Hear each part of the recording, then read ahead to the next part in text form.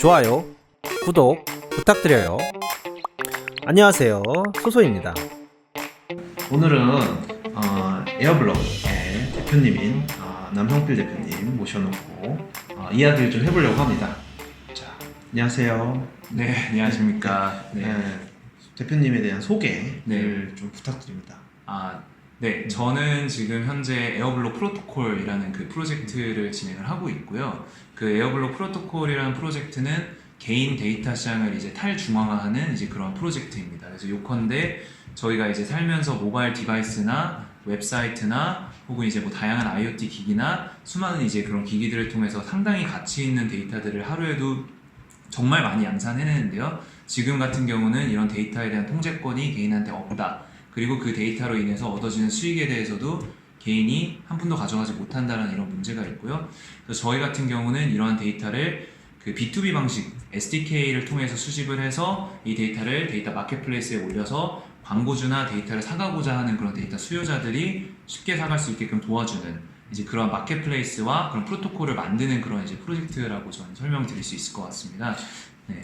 잠깐 어려운 단어들 몇 가지 나와서 네. 일반적인 투자자들은 잘 모르실 것 같아서 네. 조금 더 설명을 이제 질문을 몇 가지 더 들으면 말씀하신 것 중에 네. 첫 번째 이제 B2B라는 거는 회사와 회사 간에 거래를 네. 한다는 이야기인 것 같고요. 맞습니다. 네, 그다음에 SDK에 관해서 나왔는데 네. SDK는 무엇인지 모르시는 분이 많을 것 같아요. 네. 네, 맞습니다. SDK에 대해서 좀 네. 설명해 주시면 좋을 것 같습니다. 그러니까 이제 SDK가 뭐냐면 SDK는 이제 소프트웨어 디벨롭먼트 킷의 약자인데요. 이거 이제 쉽게 설명드리면 저희가 소프트웨어 개발을 할 때 어떻게 보면 레고 블록처럼 이게 개발을 해요. 그래서 어떤 레고 블록은 그냥 이제 이미 완성이 돼 있기 때문에 그냥 딱 갖다가 붙이기만 하면 이제 되는 그런 블록들처럼 그 SDK라는 건 이제 모바일 앱을 개발할 때나 혹은 웹사이트를 개발할 때 쉽게 몇 줄 코드만 추가함으로써 그 소프트웨어의 하나의 그 작은 모듈을 자사 소프트웨어 안에 넣을 수 있는 이제 그러한 장치를 저희가 SDK라고 하고요. 그래서 이 SDK가 필요한 이유는 모바일 앱들이 이제 자사 고객의 데이터를 합법적으로 또 투명하게 수익화를 할 때 개발자들이 특별한 노력 없이 저희 SDK를 심기만 하면 몇 줄 코드만으로 바로 그 저희가 데이터를 수집할 수 있는 인터페이스가 갖춰지기 때문에 그런 SDK가 좀 더 확장성이 있어서 중요하다고 이렇게 말씀드릴 수 있습니다. 즉 직접 앱을 개발 안 하셔도 네. 앱 뒤에다가 백단에 네. 뭘 하나 집어넣으면 네. 이 앱을 쓰는 모든 분들의 정보를 다 가져올 수 있다. 맞습니다. 사용자의 동의가 있다면 가져올 수 있게 도와주는 거죠. 네. 그러면 앱 입장에서는 왜 SDK를 까는 건가요? 그게 사실은 저희가 지금 하고 있는 에어블록 프로토콜의 핵심이라고 볼 수 있는데 앱 같은 경우는 항상 이제 매출이 중요하죠. 그 앱도 이제 먹고 살아야 되니까 그래서 매출을 항상 많이 이제 늘리는 걸 이제 앱들은 중요하게 생각하는데 기존에는 자사의 특별한 그 비즈니스 모델이 없다면 그 트래픽을 사용해서 광고를 노출하는 걸로 이제 주로 그런 수익화를 했다면 저희가 이제 이런 SDK를 깔았을 때 그들에게 주는 유익은 데이터로도 수익화를 해서 추가적인 매출을 가져올 수 있다라는 점이 가장 큰 요인이 되고요. 근데 이제 여태까지 그런 걸 못했냐 하면 사용자들에게 그러한 자신이 데이터를 수익화한다는 사실에 대해서 정확하게 고지하고 또 그 사용자에게 통제권을 줌으로써 사용자들에게 특별한 반발을 얻지 않고서도 충분하게 투명한 방식으로 그 데이터를 수익할 수 있다는 게 저희 SDK가 가장 강점입니다. 예. 에어블록 프로토콜을 하시기 전에 네. AB180이라는 네. 또 광고 회사를 하셨어요. 네. 그래서 에어블록의 홈페이지를 보시면 AB180에 대한 설명도 나와 있는데 네, 맞습니다. 되게 인상 깊었던 설명이 국내 디바이스의 3분의 2, 네. 4천만 개 이상의 디바이스가 트래킹되고 있다. 예. 이 디바이스는 건 이 핸드폰이라든가 뭐 예. 여러 가지 뭐 패드, 네. 태블릿 이런 거를 지금 디바이스라고 하시는 것 같고 네. 이미 광고에서는 이베이나 우한 형제들, 뭐 네. 배달의 민족 네. 뭐 이런 것들이 네. 지금 고객자로 있다 네. 라고 되어 있는데 네. AB180에 대해서 예. 좀 설명을 해주시면 네. 에어블록에 대해서 좀 더 이해가 잘 될 것 같습니다. 네, 저희 AB180 같은 경우는 이제 광고 빅데이터를 분석을 하는 그런 소프트웨어를 만드는 회사이고요. 쉽게 말하면 마케터들이 현재 이제 광고비를 집행하는데 그 광고비를 효율적으로 집행할 수 있게끔 도와주는 그런 최적화 인사이트 소프트웨어를 저희가 제공해주는 그런 회사라고 설명을 드릴 수 있고요. 저희가 이제 사실 홈페이지에는 4천만 대로 적어놨는데 제가 며칠 전에 다시 계산을 해보니까 여태까지 누적으로는 저희가 국내에서 6천만 대의 유니크한 모바일 디바이스를 트래킹을 했고 또한 이제 저희가 한 6개월 기준으로 보자면 그게 한 4천만 대에 이르고 그게 이제 국내 디바이스의 약 3분의 2 정도에 달할 것이다 라는 그런 이제 통계를 저희가 가지고 있고요.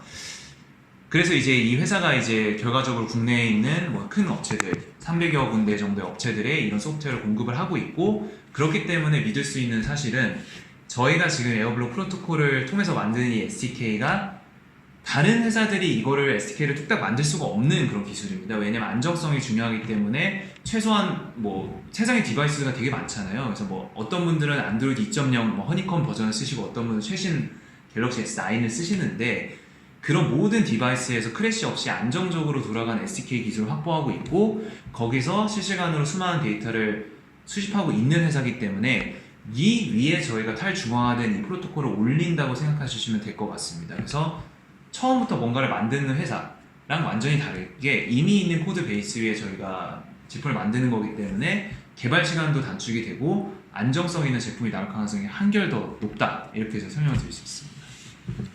알겠습니다.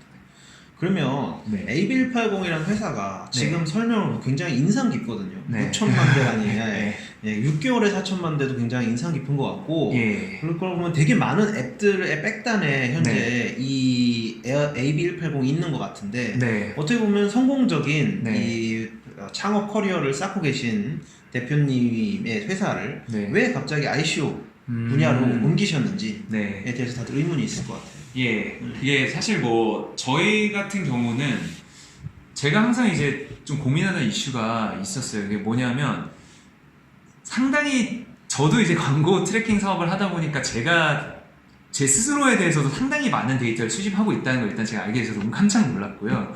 예를 들어서 이제 이런 거를 저희라기보다 이런 걸 광고 업계 전반에서 당연히 수집하는 거죠. 예를 들어서 그 사람이 설치되는 리스트라든지 아니면 이제 앱 사용 현황이라든지. 근데 설치된 앱 리스트를 보면 그 사람의 디지털 DNA나 마찬가지거든요. 뭐 예를 들어서 그 사람이 성경 앱 깔고 있으면 기독교인인 거고 불교 앱 깔고 있으면 불교인인 거잖아요. 마찬가지로 그 사람이 강아지 관련 앱 깔고 있으면 강아지 키운다는 걸 저희가 유추할 수 있고요. 그래서 그것만 봐도 거기서 그 사람에 대해서 유추할 수 있는 그 특성이 수천 가지가 되는데, 이러한 데이터들이 사용자에게 충분한 고지 없이 이제 무단으로 수집이 되고 사실상 서비스 품질 개선을 한다는 명목 아래 수집이 돼서 심지어 팔리기까지 하고 막대한 이득이 창출된다는 걸 제가 알게 됐고요. 그러한 어떤 개인에 대한 문제, 그리고 이제 광고주에 대한 문제 같은 경우는 항상 효율적인 광고를 하고 싶은데 데이터가 없다, 이런 문제가 항상 있습니다. 특히 그 큰 업체들은 잠재 고객 확보를 위해서 항상 이제 데이터를 수집하기를 원하는데, 그런 데이터를 쉽게 공급받을 수 있는 그런 합법적이고 투명한 시장 자체가 없어요.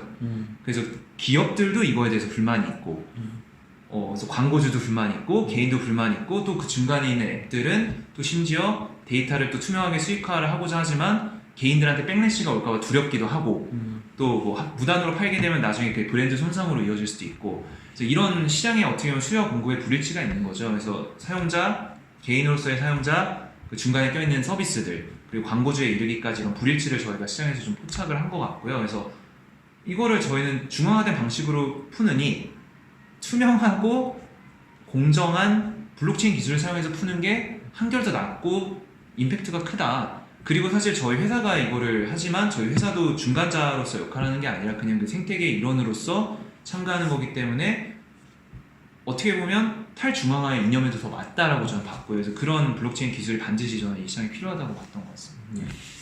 자, 그러면 어떻게 보면 리버스 ICO의 한 종류지만 정확히 네. 리버스는 아닌 것 같아요. 네. 예, 그래서 AB180과 에어블록 프로토콜을 회사 간에 회사와 회사 어떤 관계인지, 네. 요즘은 사실 뭐 네. 주주 관계나 이런 것도 사실 얽혀 있는 거에 대해서 시청자분들이 많이들 궁금하셔가지고 네. 이거를 밝힐 수 있는 영역까지만 알려주시면. 네. 일단은 당연히 이제 저희가 무단으로 그 기존의 주주들의 이익을 침해하지 않고요. 그래서 저희는 이제 시리즈 A 때 GS 홈쇼핑에 이제 투자를 받은 회사입니다. 그래서 모든 거를 이제 주주분들과 이제 공정하게 이제 얘기를 하면서 풀어가려고 노력을 하고 있고요. 특히 기관 투자자분들이랑은 저희가 상시적으로 소통을 하려고 하고 있는 편이라고 저는 생각을 하고 있고, 에어블록 프로토콜은 싱가포르에 있는 그 엔티티입니다. 그리고 이제 에어EB180은 원래 한국 회사이기 때문에 이 두 개의 회사 간에 저희는 그 라이센스 계약을 맺고 있고요. 그 계약을 통해서 정당하게 AB180에 있는 팀원분들과 저를 포함해서 그런 리소스가 에어블록 프로토콜을 위해서 사용될 수 있게끔 하고,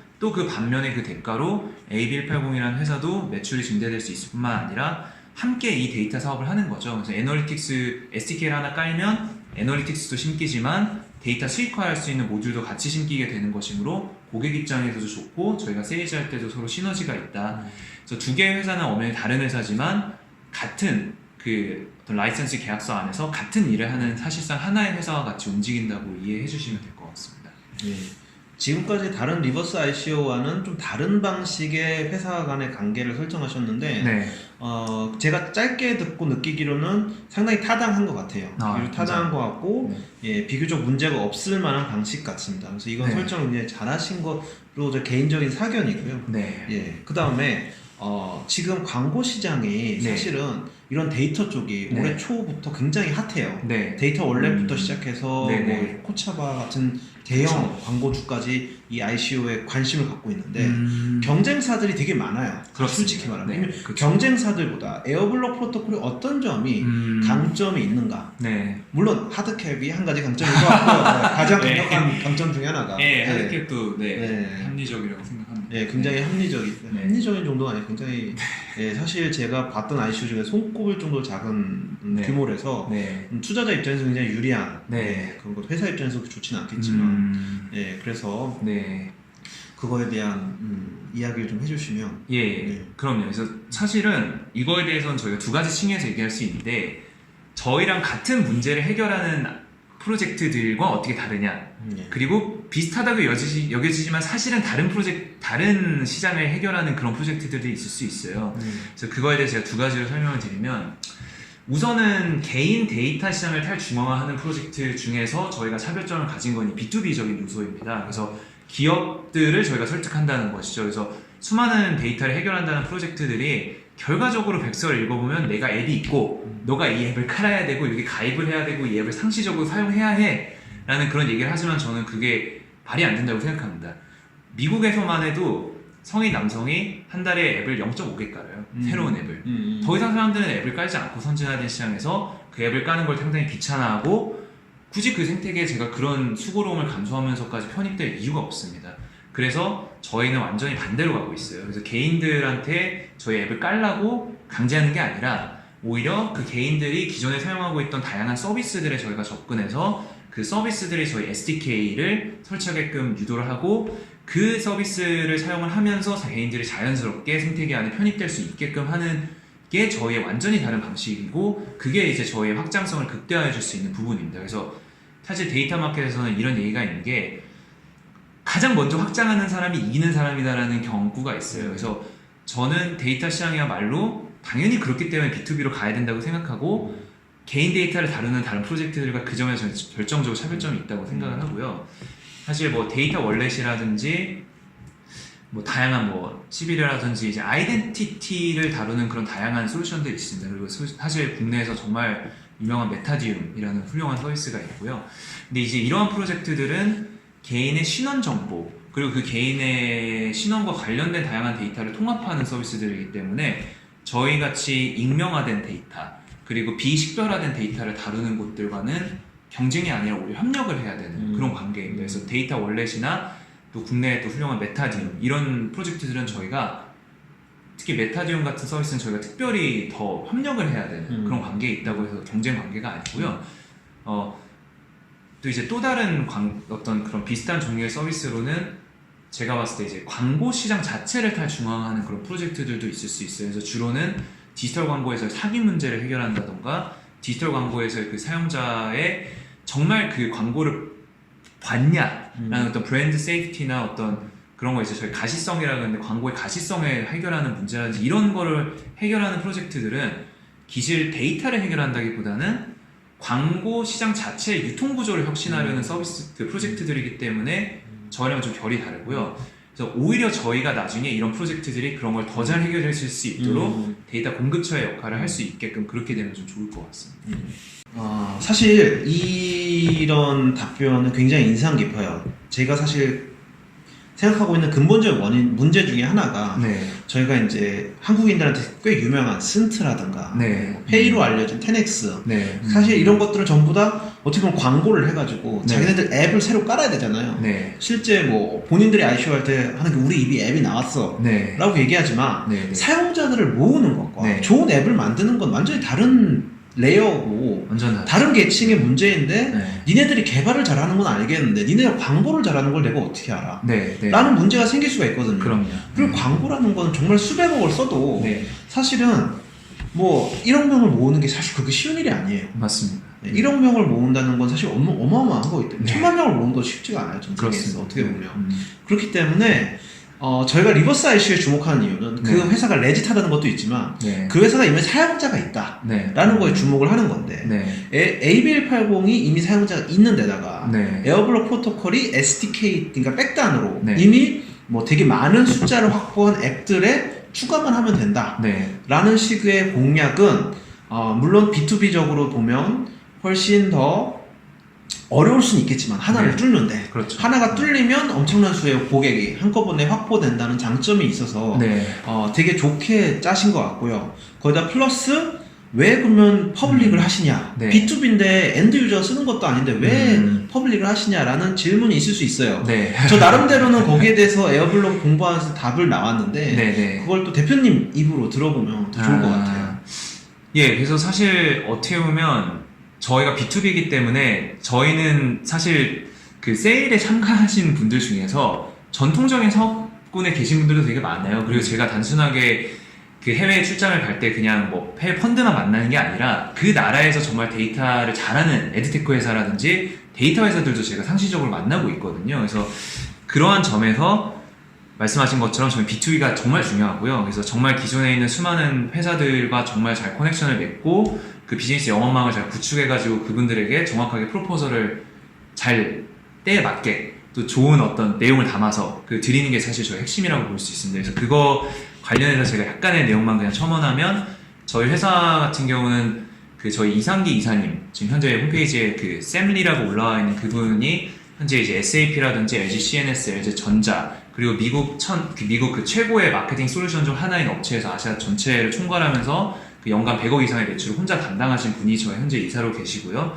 그래서 그런 분을 통해서 저희가 글로벌 세일즈를 한국, 중국, 일본 그리고 이제 동남아시아 국가들 저희가 진행을 하게 되고 그런 어떤 B2B 세일즈를 도와줄 그런 파트너들을 국내와 해외 그리고 일본, 베트남, 인도네시아 파트너들을 저희가 조만간 발표할 생각이고요. 그래서 그런 파트너들이 속속들이 추가됨에 따라서 이제 그런 저희가 글로벌 익스펜션이 그 탄력을 받을 거라고 저는 생각을 하고 있습니다. 그런데도 왜 퍼블릭을 했냐? 예. 그러니까 프라이빗 체인을 하셔도 되잖아요. 그런데 이제 그 질문으로 돌아오면 저희가 설령 이제 SDK를 넣는다고 해도 결과적으로는 엔드저인 사용자의 명시적인 그 데이터 수집에 대한 동의가 있어야 되고요. 그 동의를 저희가 얻어야 된다고 생각을 하고 심지어는 그 사용자들이 그거에 대해서 필요하다고 생각하는 그 당위성이 저희한테 있어야 된다고 생각하기 때문에 저희는 그 퍼블릭을 진행을 했습니다. 그래서 더 많은 사람들이 저희 같이 공감하고 그 명분에 힘을 실어줘야지만 그 기업들도 사실은 사용자들이 정말 이런 거에 대해서 니즈가 있고 내가 이런 블록체인 기술을 통해서 나도 수익화를 하지만 사용자에게도 권리를 되찾을 수 있는 게 중요한 일이구나라고 인식할 수 있게 하는 게 전 중요하다고 봤고요. 실제로도 지금 저희 ICO가 되게 특이한 게 러시아 분들이 너무 많아요.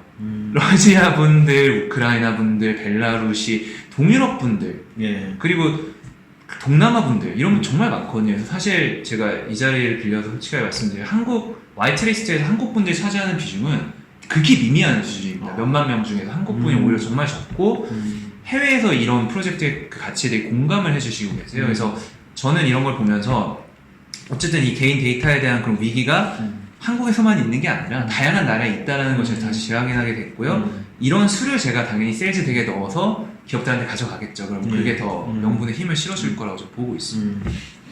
사실 에어블록에서 한국인이 차지한 부분이 굉장히 적다는 건 저도 놀랍네요. 왜냐하면 물론 제가 해외 이 평에서 에어블록 굉장히 좋은 평을 받고 있는 프로젝트라고 알고 있긴 했습니다. 그런데 그게 제 생각 이상으로 네. 해외에서 반응이 굉장히 좋은 것 같습니다. 네. 이런 것 같고요.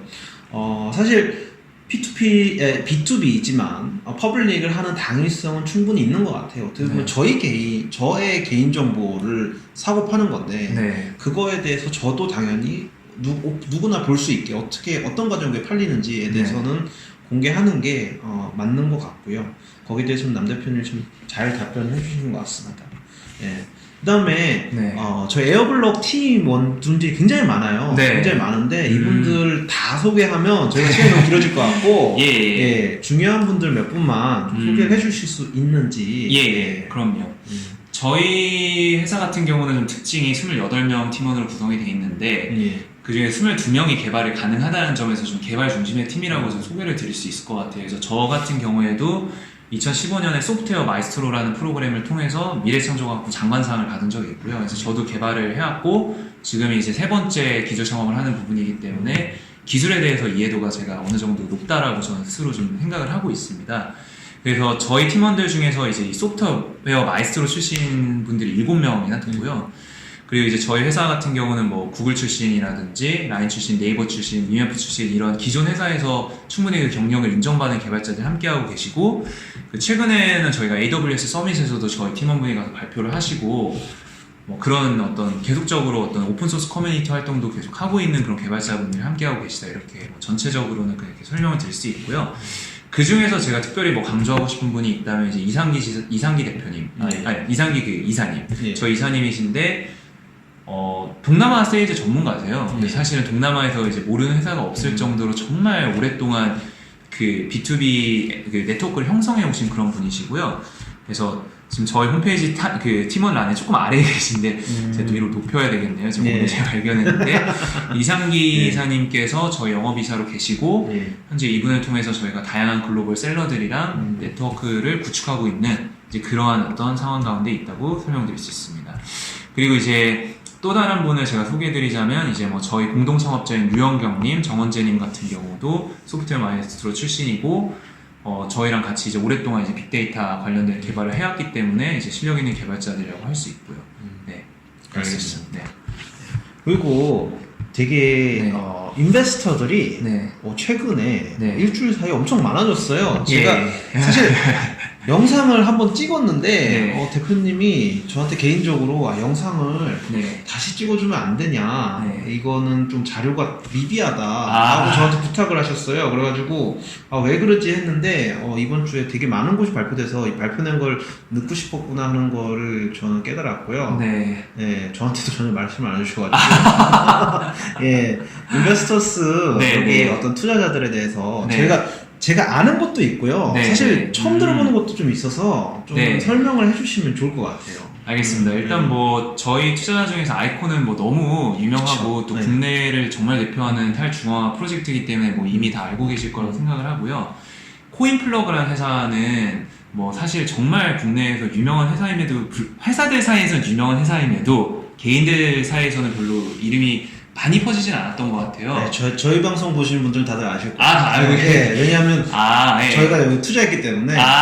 그런데요. 코인플러그 같은 경우는 정말 2013년부터 이제 국내에서 블록체인을 해왔던 회사고, 사람들이 깜짝 놀라요. 사실 이제 비탈릭이 사실 코인플러그의 어드바이저로 계시다, 기술 어드바이저 계시다 해서 정말 그 국내에서 어떻게 보면 예전에 정말 2013년도부터 거의 비트코인 ATM기를 만드실 정도로 상당히 엄청난 기술력을 가진 회사고요. 그래서 아이콘과 더불어서 저희는 코인플러그와 단순하게 이제 기술적인 교류뿐만 아니라 뭐 투자 부분 그리고 앞으로 나아가서 이제 글로벌 확장에 있어서도 저희가 함께하는 이제 그런 파트너사로 저희 코인플러그가 계시고요.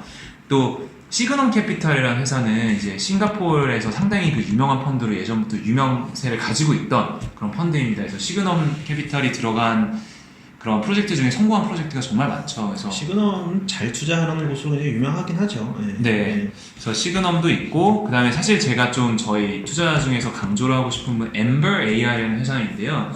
이 회사 같은 경우도 대중에게 많이 알려지지 않았지만 월간 가상화폐로만 거래액이 몇 조에 달하는 회사예요. 그래서 제가 봤을 때는 정말 가상화폐 헤지펀드 중에서 전 세계적인 그런 헤지펀드라고 볼 수 있고, 이 회사가 또 저희에게 또 어떤 전략적인 파트너십을 이제 주고 있고, 엠버 AI와 저희가 긴밀하게 협력을 지금 이어나가고 있는 뭐 그런 상황 가운데 있습니다.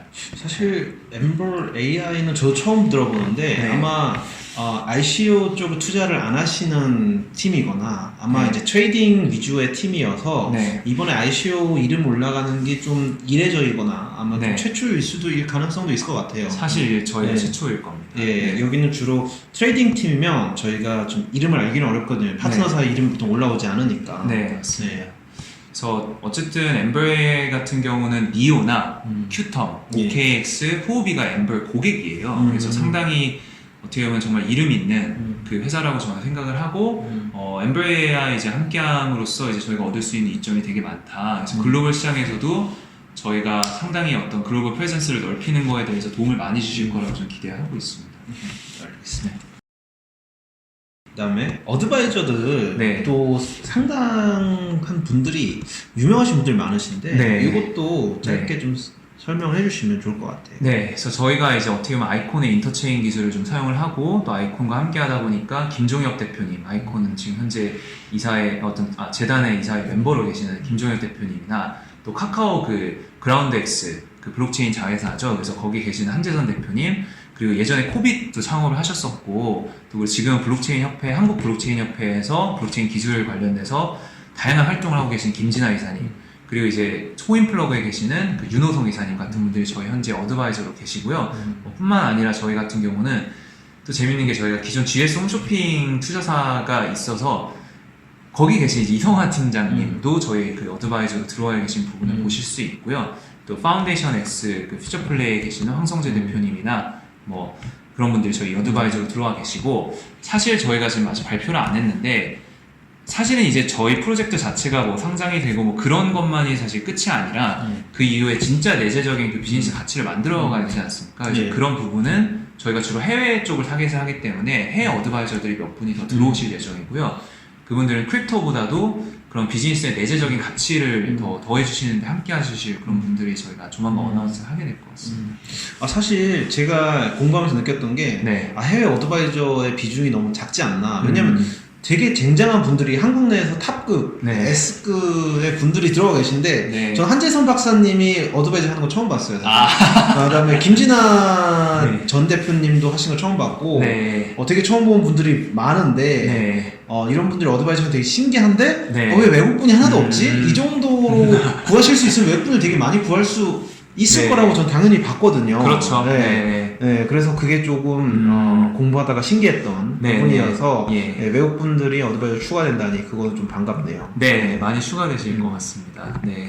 예, 그래서 이 정도에 대하면 네. 이제 에어블록 프로토콜에 대한 기본적인 이야기는 다 된 것 같고요. 네. 예, 그 기술적인 얘기를 네. 좋아하시는 분들도 있으니까 이제 네. 에어블록 프로토콜의 아키텍처에 대해서 간단하게 네. 얘기를 해주시면 알겠습니다. 그것도 좀 도움이 될 것 같아요. 네, 저희 같은 경우는 이제 아이콘이랑 함께하고 있는데 좀 특이하게도 메인넷 같은 경우 이더리움을 사용을 하고요. 그래서 스마트 컨트랙트 기반으로 저희가 이더리움 메인넷에 올라가게 되고, 그런 다음에 이제 아이콘 같은 경우는 이제 워낙 그 인터체인으로 전 세계적으로 인정받고 있기 때문에 아이콘의 인터체인 기술을 쓰고, 저희가 이제 아이콘을 사용하고 또 이제 그 인터체인 기술을 엮는 또 다른 덱이 있는데요. 그거 같은 경우는 저희가 자체 사이드 체인을 만들어서 이 사이드 체인을 그 고라는 언어로 저희가 직접 개발을 하고 있고요. 그 사이드 체인과 그 어떻게 보면 그 메인넷에 올라간 그 메인 탭을 인터체인 기술을 묶고 또 인터체인 기술로 그 어떤 활용 범위를 확장해 나가는 이제 그런 아키텍처로 짜져 있습니다. 그래서 어떻게 보면 하이브리드 아키텍처라고 저희는 부르고 있고요. 그래서 인터체인 기술 자체가 사실은 아직까지 제가 봤을 때 엄청 성숙했다 이렇게 말할 수는 없을 것 같아요. 그래서 덱스도 나와야 되고 인터체인 프로토콜도 더 발전할 부분이 있는데, 어쨌든 저희는 앞으로는 이런 인터체인 기술에 대한 활용 사례가 더 많아져야 된다고 생각하고, 저희가 좀 글로벌 레벨에서 인터체인을 잘 사용한 좋은 사례로 이렇게 남았으면 하는 게 좀 기술적으로 바람인 것 같습니다. 알겠습니다. 이게 기술적인 관점이었고요. 네. 그러면 저희가 투자적인 관점을 좀 더 본다면 네. 사실 에코시스템에 대한 이야기를 사실 네. 많이 안 할 수가 없어요. 맞습니다. 에코시스템이라는 건 저희가 궁극적으로 어떤 식으로 토큰 생태계를 구성해서 어떤 네. 식으로 여기에 투자하면 이득을 직접적으로 준다고 얘기는 못하지만 네. 이득이 될 거야라고 암시할 수 있는 부분인데요. 네, 제가 그렇죠. 백서를 보면서 되게 중요하게 보는 부분 중에 하나예요. 네, 그래서 그럼. 에어블록 같은 기본적으로 하드캡이 작은 프로젝트라서 네. 한 가지 플러스 요인이 굉장히 크게 있는 것 같고요. 투자적 네. 관점에서는. 두 번째로는 사용자가 굉장히 빠르게 늘 것이다. 네. SDK로 네. 라고 말씀해 주셔서 이것도 어떻게 보면 투자적으로 좋은 관점이에요. 네. 근데 저희가 또 그 중에 한 가지는 유통량을 어떻게 조절할 것인가에 네. 대한 문제가 있는데 네. 이거에 대한 이야기는 백서에 사실 그렇게 많이 나와 있지는 않았던 것 같아요. 네. 이거에 대해서는 혹시 어떤 의견이 있으신지 좀 더 알려주실 수 있나요? 네, 그러니까 일단 유틸리티 토큰 자체가 항상 폐쇄된 경제 생태계 안에서 교환 가치를 가진 이제 토큰으로만 이제 여겨지다 보니까 과연 어떻게 이게 가격이 오르냐에 대해서 뭐 의구심이 있을 수 있습니다. 마이닝이 있으면 사실 정해진 공급량이 있기 때문에 가격이 올라간다고 저희가 산술적으로 생각할 수 있지만 지금 같은 경우 어떻게 하느냐 이제 그런 게 되게 많이 궁금해하시는 부분일 것 같은데요. 저희 같은 경우는 일단 토큰 하나의 가치를 그 데이터에 패깅을 해놓습니다. 그래서 이 토큰 하나가 어느 정도의 데이터를 할 수 있다라는 그런 어떤 최소한의 내재적 가치를 토큰이 확보하고 있다고 볼 수 있고요. 그 다음에 이제 수요와 공급 측면에서는 당연히 이제 그 공급을 그 수요 측면에서는 그 광고주나 데이터를 사려고 마켓플레이스에 오는 분들이 끊임없이 그 데이터를 사주기 때문에 데이터가 아니라 그 데이터를 사기 위해서 토큰을 사주기 때문에 수요로서 이제 가격의 상승의 여지가 있다고 볼 수 있고요. 공급적인 측면에서는 이 데이터가 당연히 보상으로 개인들에게 주어지고 그 생태계 안에 있는 수많은 스테이크홀더들에게 주어지기 때문에 그 토큰이 공급되는 부분이라고 볼 수 있습니다. 그러면 어떻게 보면 이제 그 가격의 변동성이 있을 수 있어요. 마켓에서. 그러면 어떨 때는 사람들이 몰려가서 이걸 팔고 싶고 어떨 때는 안 팔고 싶고 뭐 이런 일들이 있을 수 있는데 그래서 저희는 이제 이런 토큰의 순환을 너무 그 자유롭게 해서는 안 된다는 입장입니다. 그래서 저희 토큰 같은 경우는 에어라는 토큰이 있고 ABL이라는 토큰이 있는데 ABL이 그 거래소에 올라가는 토큰이고요. 에어 같은 경우는 저희가 그 사용자들한테 보상으로 에어를 줍니다. 그래서 1시간 안에 전체 그 서플라이, 그 공급량의 0.1%만 에어에서 ABL로 변환을 되고요. ABL이 에어를 변환될 수는 없습니다. 그래서 저희는 이 에어를 항상 오랫동안 홀딩하고 있어야 될 유인을 여러 가지 제공을 하고 그거를 가지고 있으면 그 사람이 가진 데이터의 신뢰도도 저희가 올려주고 그다음에 나중에는 저희가 신뢰도 마이닝이라는 실제 마이닝은 아니지만 그 사람이 개인 진술 데이터에 대해서 진위 여부를 판별할 수 있는 그런 일종의 데이터 밸리데이션, 데이터 유효성 검증의 프로세스에 동참할 수 있게 도와줌으로써 에어를 더 많이 가질 수 있게끔 저희가 권장을 하고요. 그럼으로써 설령 이렇게 가격에 좀 변동성이 시장에서 있더라도 사람들이 그거를 너무 많이 한 번에 팔아가지고 가격에 임팩트가 없게끔 다양한 장치를 저희가 좀 추가해서 장기 홀딩을 좀 권장하는 그런 구조로 저희 토큰 이코노미 짜져 있습니다. 사실 굉장히 요즘 많은 팀들이 이런 투 레이어를 짜고 있고요. 네. 사실 이거의 시작은 스팀인 것 같아요. 네. 많은 분들이 스팀 파워, 스팀 달러, 그다음에 스팀에 관한 이거를 모티베이션을 얻어가지고 그래서 네. 이제 이런 시스템의 에코시스템에서 어떻게 보면 약간 지금 정형화되고 있는데 네. 그러면 네. 이제 스팀의 단점들이 있어요. 그렇죠. 스팀이 굉장히 네. 많은 영감을 준 건 사실이지만 네. 스팀은 본인들의 단점을 해결을 못했기 때문에 어떻게 보면 사용자 숫자를 늘리는 데 많이 실패를 하고 있거든요. 네. 뭐 속도에 관한 문제는 여기서는 제쳐주더라도 네. 가장 큰 문제 중 하나가 이제 고래. 그쵸. 네, 고래와 이제 신규 가입자 간에 그러니까 즉 이전부터 많은 마이닝, 신뢰도 마이닝을 하고 있던 사람이 많은 코인을 들고 있었을 때 그 네. 사람이 갖고 있는 파워가 점점 커지지 않느냐 그렇죠. 라는 문제가 생길 수 있어요. 거기에 대해서는 어떤 네. 해결책을 네. 에어블록 팀에서는 생각하고 있는지 좀 말씀해 주시면 좋을 네. 것 같습니다. 그게 사실 진짜 너무 재밌는 포인트인 것 네. 같고요. 네. 그게 스팀 파워를 사실 살 수가 있잖아요. 네. 그래서 어쩔 때는 그 사람이 좋아요를 누르면 5,000원 주고 어쩔 때는 뭐 1원 주고 네. 이런 양극화가 발생하게 되는데요. 사실 그래서 저희 같은 경우는 크게 두 가지인데 저희가 그 사람의 레퓨테이션 스코어를 측정할 때 저희는 그거를 일단 상대적인 그 분포 곡선에서 상대적인 점수를 일단 줘요. 그랬을 때 그 상대적인 그 점수를 어떻게 주느냐 저희는 participation 레벨이라는 거, 그 철수라는 참여도 그리고 contribution 레벨, 기여도 이렇게 두 가지를 합산한 거를 분포 곡선에다 올려서 그거의 순위를 저희는 상대적인 순위 자체를 그 reputation 명성의 측정 정도로 쓰는데요. 컨트리뷰션은 그 사람의 누적된 그 활동을 측정하기 위해서 그 사람이 에어를 얼마나 지금 홀딩하고 있느냐가 사실은 그게 마치 스팀 파워처럼 컨트리뷰션 그 기여도를 측정하는 데 쓰게 되고요. 참여도를 측정할 때는 그 사람의 최근 활동성을 저희가 측정해가지고 그걸 또 점수로 넣습니다. 그렇기 때문에 단순하게 그 사람이 뭐 많이 가지고 있고 오래 했다고 해서 그게 올라가는 게 아니고요. 단순히 그것뿐만 아니라 그 사람의 최근 활동성까지도 평가하기 때문에 그러한 요소가 좀 중화된다. 그리고 ABL을 샀다고 해서 그걸 에어로 바꿀 수가 없게 돼 있습니다. 그래서 명성은 스스로 취득해야 되는 거지 그거를 돈으로 살 수 없다. 그게 저희 철학이고요. 그래서 그 뜻은 여태까지 누적된 기여도 자체도 에어를 얼마나 여태까지 꼭 참고 쌓아왔느냐로 결정이 되기 때문에 돈으로 살 수 없다라는 점에서 완전히 스팀이랑은 좀 다르고요. 오히려 저희는 어떻게 보면 스팀 같은 경우는 뭐 3가지 토큰 스테이트를 가지고 있다고 보면 저희는 2가지이고 대신 이 에어에 해당하는 이거를 많이 가지고 있을수록 그 사람에게 생태계 안에서 다양한 활동을 할 수 있는 더 많은 유인을 제공해주는 그런 조금 더 단순한 모델이지만 스팀의 어떤 단점 같은 걸 좀 없애고자 노력한 이런 모델이라고 설명드릴 수 있을 것 같습니다. 알겠습니다.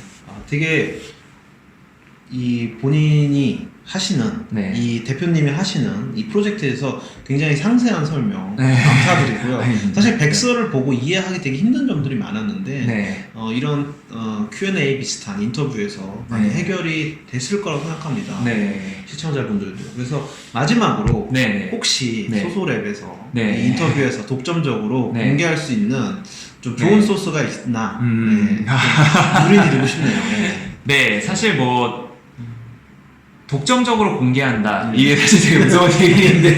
독점적으로 하실 필요 없습니다. 네. 여기서 네. 먼저 성공개? 저희 네. 같은 경우는 제가 이제 요새 느끼는 게 이 소위 말해서 정말 그 저희가 ICO라고 불리는 이 과정이 전체 과정의 10%밖에 안 된다라는 생각을 저희들이 정말 많이 하고 있어요. 그래서 저희 같은 경우는